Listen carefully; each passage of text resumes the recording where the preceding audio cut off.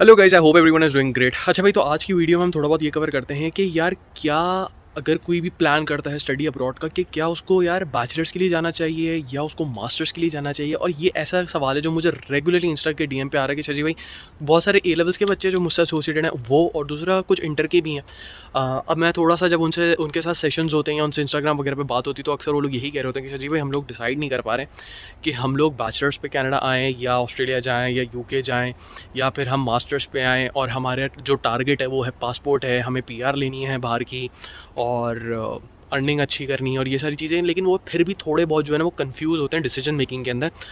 तो मैं अपना जो मेरा सिनेरियो था, क्योंकि यार देखो मैं बैचलर्स पे ऑस्ट्रेलिया गया था और फिर मैं मास्टर्स पे कनाडा आया हूँ, तो मेरा कैसा एक्सपीरियंस था और मैं क्या अपनी चीज़ें शेयर कर सकता हूँ आप लोगों के साथ। मैं अपने कुछ एस्टिमेशंस है मेरे या कुछ पॉइंट्स है जो मैंने नोटिस किए आके दोनों जगहों में एक्सपीरियंस किए, वो इस वीडियो में डिस्कस करते हैं। अच्छा यार, पहले पर्सपेक्टिव में बात करते हैं जो कि है कॉस्ट। यार देखो बहुत ज़्यादा, चलो एक एवरेज बता लेता हूँ कि भाई कनाडा में एक साल की चाहे बैचलर्स हो चाहे मास्टर्स हो, एक एवरेज किसी भी यूनिवर्सिटी या कॉलेज की जो फीस है वो तकरीबन एक साल की, मतलब 2 सेमेस्टर की, या किसी यूनिवर्सिटी में साल में 4 सेमेस्टर होते हैं, किसी में 3 होते हैं।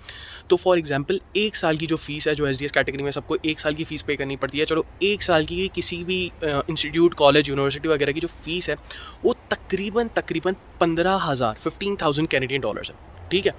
अब अगर मैं करता हूँ बैचलर्स जो कि यहाँ पे कनाडा में है 4 साल का, यूके में है 3 साल का और ऑस्ट्रेलिया में भी जो है वो है 3 साल का, तो आप वो अपने हिसाब से कैलकुलेट कर सकते हो कि यार वहाँ पे क्या एवरेज फ़ीस है। बट अगर मैं बात करूँ ना कि यूएस और कनाडा में 4-4 साल का है, तो उधर चक्कर ही आ जाता है कि आपको 4 साल का मतलब 15,000 मल्टीप्लाई बाय 4 अगर मैं करता हूँ तो 60,000 कैनेडियन डॉलर्स का तो आपको बैचलर्स ही पड़ जाता है। तो इट मीन्स कि यार जो आपकी कॉस्ट है वो बहुत ज़्यादा, आई थिंक अगर आप मास्टर्स पे हो, फॉर एग्जांपल कनाडा यूएस में 2 साल का मास्टर्स है, ठीक है।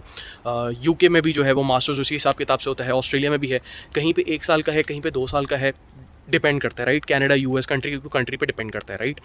अब कनाडा और यूएस की मैं अगर बात करता हूँ तो 2 साल का मास्टर्स है यहाँ पे, तो 2 साल का अगर मास्टर्स और अगर मैं एवरेज फीस लेके चल रहा हूँ 15,000, तो 30,000 कैनेडियन डॉलर्स हो गए। और अगर मैं बैचलर्स पे आ रहा हूँ तो कितने हो गए 60,000 कैनेडियन डॉलर्स। तो यार हाफ मतलब 50% आपकी जो फीस है वो कम हो जाती है। तो आपकी जो कॉस्ट है वो बैचलर्स पे बहुत ज़्यादा है और मास्टर्स पे बहुत कम है। तो आई वुड स्ट्रांगली रिकमेंड इसी वजह से कि आप लोग मास्टर्स पे कनाडा को प्रेफर करो, और कहीं भी जा रहे हो अपने होम कंट्री में एटलीस्ट अपना बैचलर्स कर लो और मास्टर्स के लिए आउटसाइड जो है वो स्टडी अब्रॉड का जो है वो प्लान बनाओ। अच्छा यार, कॉस्ट को मैंने सबसे पहला पॉइंट डिस्कस इसलिए किया है ताकि बहुत सारे लोगों को कितना खर्चा होगा तो उस चीज़ को मैंने पहले ही कवर कर दिया इस वजह से। अब एक और वजह है कि मैं क्यों कहता हूँ कि मास्टर्स ज़्यादा प्रेफरेबल है किसी भी जगह पे आप हायर स्टडी अब्रॉड के लिए जा रहे हो in comparison to a bachelors या अंडर ग्रेड डिग्री कह लो। पोस्ट ग्रेजुएट पे निकलना ज़्यादा अच्छा है। क्यों? 2-3 वजूहात इसमें डिस्कस करते हैं। पहला पॉइंट ये डिस्कस करते हैं यार कि अगर जब आप अंडर ग्रेड पे बाहर निकलते हो ना, बहुत दफ़ा ऐसा होता है कि आप अपने ए लेवल्स में या आप इंटर या अपनी 12वीं इंटर या ए लेवल्स करके निकल रहे होते हो राइट। अभी भी आप अपने जो सब्जेक्ट्स वगैरह हैं, हालांकि आपने अपने मैट्रिक में या ओ लेवल्स में भी सब्जेक्ट डिसाइड किए होते हैं 10th में, मतलब फिर उसके बाद 12th में भी आपके जो है वो स्पेसिफिक कोर्सेज पे आ जाते हो, या तो आप इंजीनियरिंग लेते हो या तो आप मेडिकल लेते हो या फिर आप कॉमर्स बैकग्राउंड लेते हो।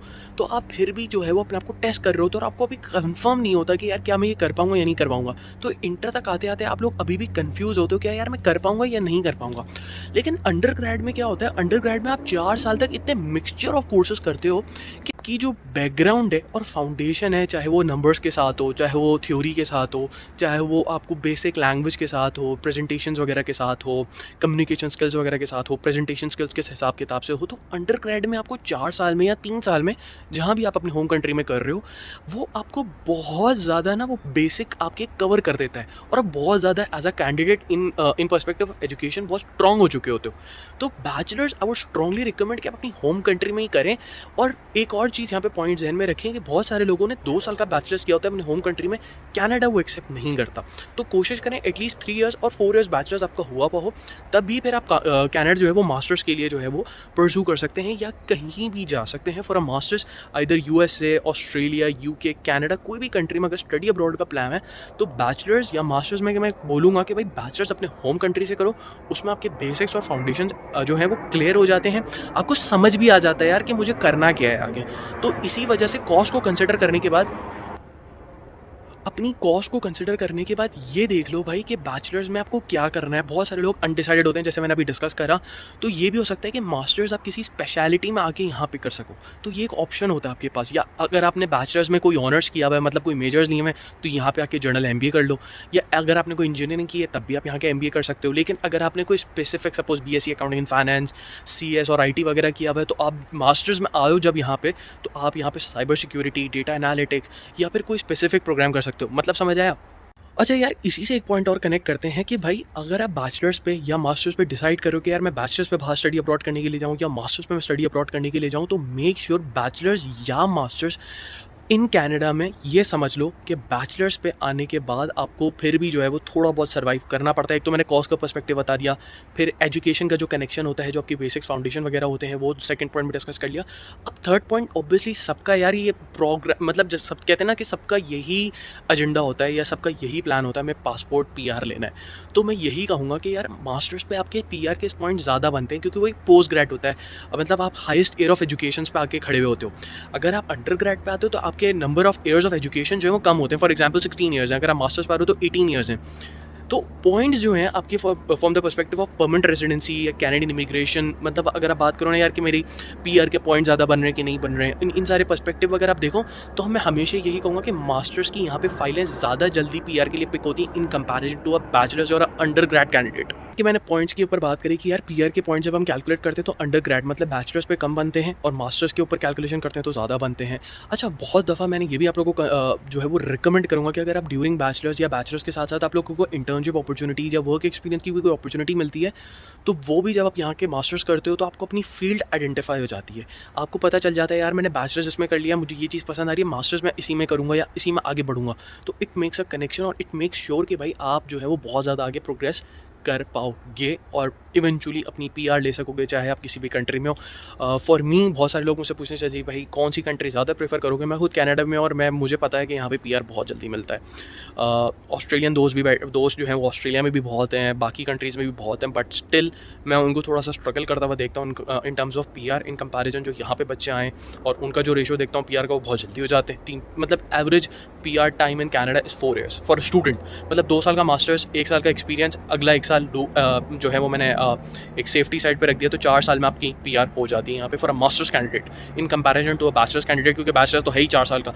अब डिप्लोमा की बात करोगे तो भाई एक बात तो याद रख लो कि डिप्लोमा के वीज़ा चांसेस बहुत ज़्यादा कम होते हैं, particularly from Pakistan. But if you are applying from any other country, तो फिर डिप्लोमा पे भी आप आ सकते हो, 2 साल के प्रोग्राम पे भी आ सकते हो, वो आपको फ़ायदेमंद ही होगा। But after 12th I would recommend कि अपने अंडर ग्रेड के बाद फिर आप यहाँ पर आओ। तो आई होप गाइज आपको यहाँ तक वीडियो समझ आई होगी, पसंद भी आई होगी। तो make sure you guys follow me on Facebook and subscribe my YouTube channel as well. Thank you so much guys, and do follow me on Instagram as well. यहाँ पे आपको ID वगैरह भी नज़र आ रही होगी। And I also keep 1-to-1 sessions to counsel people, to mentor people. That's what I like, कि यार अगर मेरी एक 30 मिनट 1 आवर के सेशन के साथ किसी की लाइफ में काफ़ी हद तक डिसीजन मेकिंग ईजी हो जाती है, so that's make a lot of sense. आप अपने लाखों रुपए बचा सकते हो। मैंने बहुत सारे लोगों को लाखों रुपए ज़ाया करते हुए देखा है। And other than that I also provide you with a list of documents, और जो भी resume, cover letter, everything you want उस सेशन में जो भी है, मैं फिर आपको अपनी पोटेंशियली जो है वो मेरे पास सारी चीज़ें सेव है, मैंने प्रिपेयर करके रेडी करके रख दी हैं, और मैं आपको ईमेल्स पे शेयर करना शुरू कर देता हूँ। You guys can even email me, आपको नीचे ईमेल डिस्क्रिप्शन में नज़र आ रहा होगा, सेशन की लिंक वगैरह भी नज़र आ रही होगी। So make sure you can click that. Thank you and meet you on the other side.